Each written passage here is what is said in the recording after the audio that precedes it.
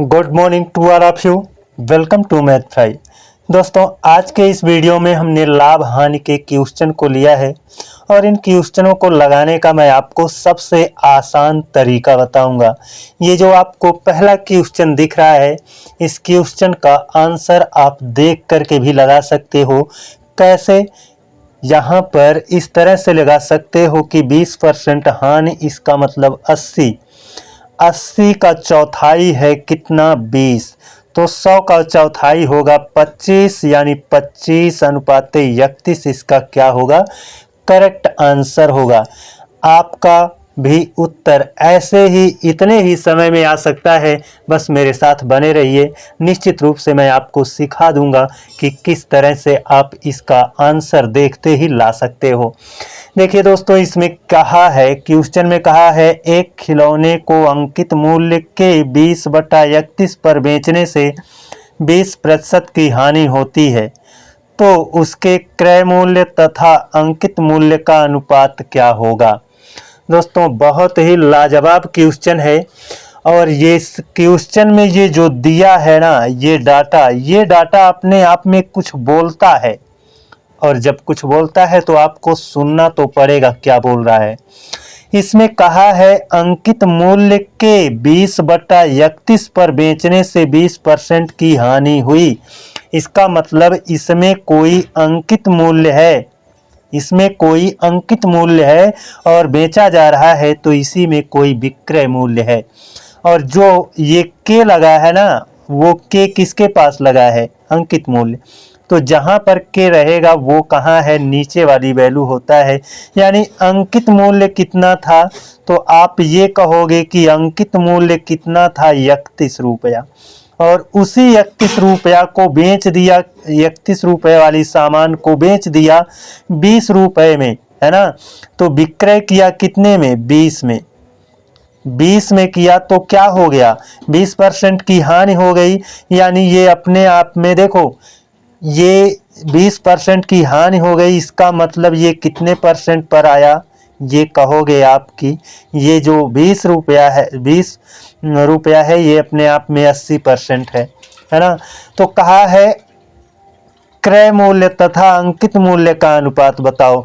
तो भैया, जो क्रय मूल्य होता है वह तो अपने आप में कितना होता है? 100% होता है ना। अगर इस 80 का मतलब है 20, यानी 80 का ये चौथाई है, 1/4 है 20। तो 100 का चौथाई करोगे 1/4, तो वो कितना आएगा? 25 आएगा।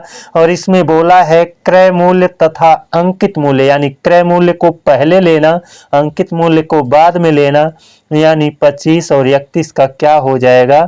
अनुपात हो जाएगा। यही कहा था, है ना। तो आसानी से लगेगा, बस चीज़ों को आप अच्छे से समझिए, अच्छे से मैथ को समझेंगे, तीसरी आंख को खोल करके मैथ को देखेंगे तो निश्चित तौर पर आपका मैथ बहुत इजी हो जाएगा। चलते हैं अगले क्वेश्चन की ओर। ये देखिए अपना दूसरा क्वेश्चन है। दूसरे क्वेश्चन में कहा है, यदि एक वस्तु के लाभ और बिक्री मूल्य के बीच अनुपात 1:5 का है, तो वस्तु के बिक्री मूल्य और लागत मूल्य के बीच का अनुपात क्या होगा? बहुत ही प्यारा क्वेश्चन है। अगर इस क्वेश्चन को मैं अपनी तीसरी आंख से देखूं तो बिक्री मूल्य तो 5 होगा, लागत मूल्य 1 घटेगा, 5 से 1 गया 4, यानी 5:4। ये क्या होगा? करेक्ट आंसर होगा। दोस्तों, थोड़ा सा इसको देखना। यहाँ पर जो बोला है, यदि एक वस्तु के लाभ और बिक्री मूल्य के बीच अनुपात 1:5 है, यानी जो आपका लाभ है और जो बिक्री मूल्य है, इनके बीच अनुपात है ना, इनके बीच अनुपात 1:5 दिया है। तो भाई साहब, जब ये 5 में बेचा है तो इसमें 1 रुपया लाभ है, वही 1 रुपया निकाल देंगे तो हमारा लागत मूल्य आ जाएगा, है ना। लागत मूल्य का मतलब है क्रय मूल्य आ जाएगा, है ना। तो ये बिका है 5 में और 1 का लाभ हुआ है, तो जाहिर सी बात है इसी 5 में 1 लाभ है, तो उसको निकालेंगे तो लागत मूल्य हो गया कितना 4। इसमें कहा है बिक्री मूल्य और लागत मूल्य के बीच अनुपात बताओ, तो भैया बिक्री है 5, लागत है 4, तो 5:4 हुआ ना, यही आंसर। तो आसान है, बस चीज़ों को आप अच्छे से समझिए। चलते हैं अब अपने अगले क्वेश्चन पर। ये देखिए अपना अगला क्वेश्चन है, बहुत ही खूबसूरत क्वेश्चन है ना। देखने में तो भयानक लग रहा है लेकिन लगाओगे तो बहुत इजी है। इसमें कहा है किसी ट्रांजैक्शन पर एक दुकानदार लागत पर 400% मुनाफा कमाता है, ठीक है। यदि लागत 100% बढ़ जाती है और विक्रय मूल्य में परिवर्तन नहीं होता है, तो नए लाभ और विक्रय मूल्य के बीच अनुपात है, यानी अनुपात बताना है ना। तो आपको यहाँ पर नए लाभ और विक्रय मूल्य का अनुपात बताना है। तो अगर मैं इसको देखूं अच्छे से, तो ये 100 और ये 500, फिर होगा 200, फिर हो जाएगा तुम्हारा 500, अंतर 305, 3:5, ये क्या होगा, करेक्ट आंसर यही होगा, है ना दोस्तों। अच्छे से इसको समझिएगा। कहा है किसी ट्रांजैक्शन पर एक दुकानदार लागत पर 400% मुनाफा कमाता है। यानी कोई लागत मूल्य है, मान लिया, है ना, मान लिया क्रय मूल्य कितना था, क्रय मूल्य था 100, 400% मुनाफा कमाएगा, तो भाई साहब 100 का 400% तो 400 ही होगा, है ना। तो 400 मुनाफा अगर कमा लेता है तो बिकेगा कितने में, 100 का तो समान ही है ना। और 100 का 400% 400 होगा, यानी बिकेगा कितने में, 400 लाभ कमाएगा, 100 का समान है 500 में बिकेगा। अब कह रहा है आगे, और यदि लागत 100% बढ़ जाए, ये तो भैया देखो 100% बढ़ जाना मतलब दुगुना होता है ना। तो 100% बढ़ जाए, यानी ये अपने आप में 100% है, 100% बढ़ जाएगा यानी 100 और बढ़ जाएगा, तो हो जाएगा क्रय मूल्य कितना, यानी लागत मूल्य हो जाएगा 200। फिर आगे कह रहा है और विक्रय मूल्य में परिवर्तन नहीं होता है, विक्रय मूल्य जितना यहाँ है उतना ही रहेगा, है ना। तो कह रहा है तो नए लाभ, अब देखो यहाँ नया लाभ कितना है, समान है 200 की, बिक रहा है 500 में, नया लाभ कितना है 300 का, है ना। नए लाभ और विक्रय मूल्य, विक्रय मूल्य तो भैया चाहे यहाँ देखो चाहे वहाँ देखो, है ना, दोनों जगह 500 है। इन दोनों के बीच अनुपात बताना है, तो 2 शून्य दोनों साइड से आपका कैंसिल हो जाएगा, 3:5 क्या हुआ, करेक्ट आंसर हुआ। दोस्तों आप अपना दिमाग तेज चलाओ तो क्वेश्चन बहुत ही आसानी से लगेंगे। चलते हैं अगले क्वेश्चन पर। अगला क्वेश्चन इतना खूबसूरत क्वेश्चन है कि उसकी जितनी तारीफ करूं उतना ही कम है। चलते हैं देखते हैं अगला क्वेश्चन। ये देखिए अपना अगला क्वेश्चन है, इसमें कहा है दो वस्तुओं की कीमतें 4:5 के अनुपात में है, ठीक है भैया, 4:5 के अनुपात में रख लिया।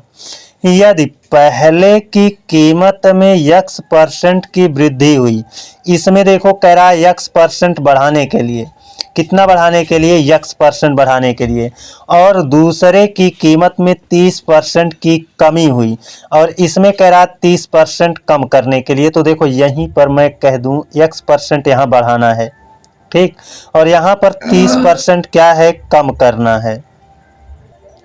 अब आगे क्या कहा है, तो A और B की नई कीमतें 10:7 के अनुपात में होंगी। तो देखो इसमें हमने x% की वृद्धि कर दिया और इसमें 30% की कमी कर दिया, तो नया जो अनुपात है वो बोल रहा है कितना, 10:7 का अनुपात बोल रहा है, कितना, 10:7 का।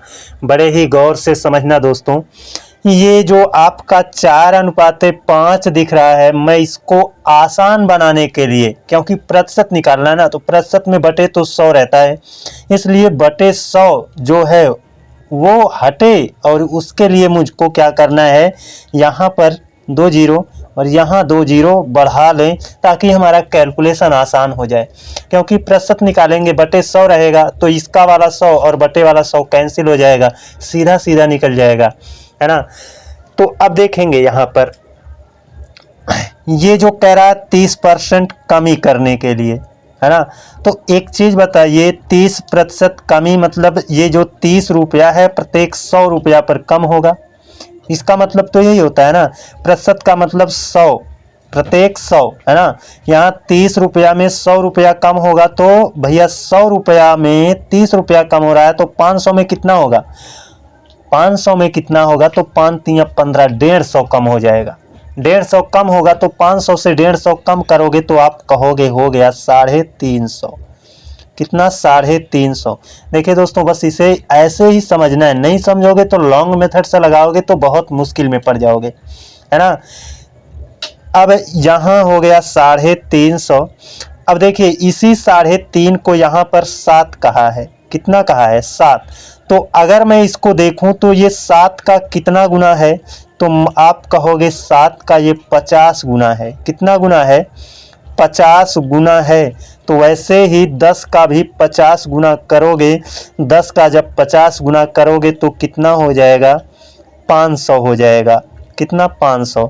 यानी ये 400 का जो 400 है उसमें जो वृद्धि हुई है, उस वृद्धि के कारण 500 हो गया है।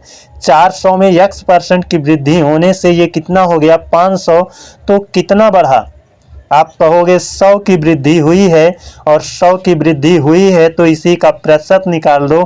किससे तुलना करोगे, 400 से, बटे कितना, 400, और गुणे कितना हो जाएगा, 100। बस आसान है, इसको कैंसिल कर दो। 4 इसको डिवाइड करेगा 25 बार में तो आएगा आपका आंसर कितना, 25। यानी यक्स का मान कितना है, 25 है।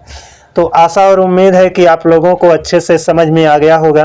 अगर ये लास्ट वाला क्वेश्चन आपको समझ में अच्छे से नहीं आया है तो एक बार रिपीट करके आप देख लीजिए, निश्चित तौर पर आपको ये सवाल ज़रूर समझ में आ जाएगा।